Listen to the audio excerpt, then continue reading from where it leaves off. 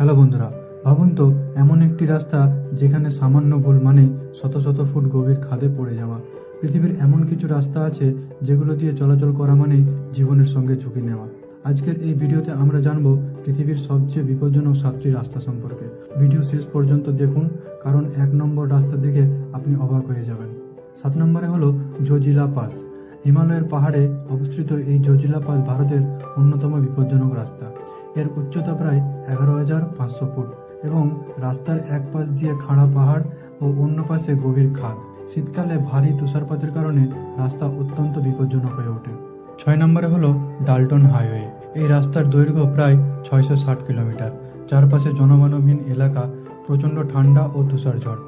অনেক অংশে মোবাইলের কোনো নেটওয়ার্কও পাওয়া যায় না। গাড়ি নষ্ট হলে সাহায্য পেতে ঘন্টার পর ঘন্টা অপেক্ষা করতে হতে পারে। 5 নম্বরে হলো স্কিপার্স ক্যানিয়ন রোড। এটি নিউজিল্যান্ডে অবস্থিত। এই রাস্তা এতটাই বিপজ্জনক যে অনেক ভাড়া গাড়ির বীমা এখানে কার্যকর হয় না। রাস্তা কেটে তৈরি করা হয়েছে পাহাড়ের গায়ে। অনেক জায়গায় দুটি গাড়ি একসঙ্গে চলতে পারে না। নিচে রয়েছে শত শত ফুট গভীর খাদ। 4 নম্বরে হলো সিচুয়ান তিব্বত হাইওয়ে। এই রাস্তাটি চীনে অবস্থিত। চীনের এই রাস্তা প্রাকৃতিক দুর্যোগের জন্য বিখ্যাত। প্রায় ভূমিধস হয়, তুষারধসের ঝুঁকি থাকে, খারাপ আবহাওয়ায় দৃশ্যমানতা খুব কমে যায়। প্রতি বছর অসংখ্য দুর্ঘটনা এখানে ঘটতে থাকে। 2 নম্বরে হলো ইয়ুঙ্গাস রোড।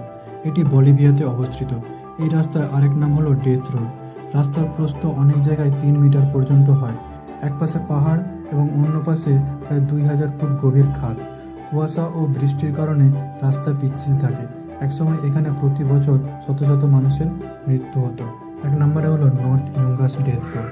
এটি বলিভিয়াতে অবস্থিত। এটিকে অনেক বিশেষজ্ঞ পৃথিবীর সবচেয়ে বিপজ্জনক রাস্তা বলে মনে করেন। রাস্তার অনেক অংশে কোনো নিরাপত্তা নাই।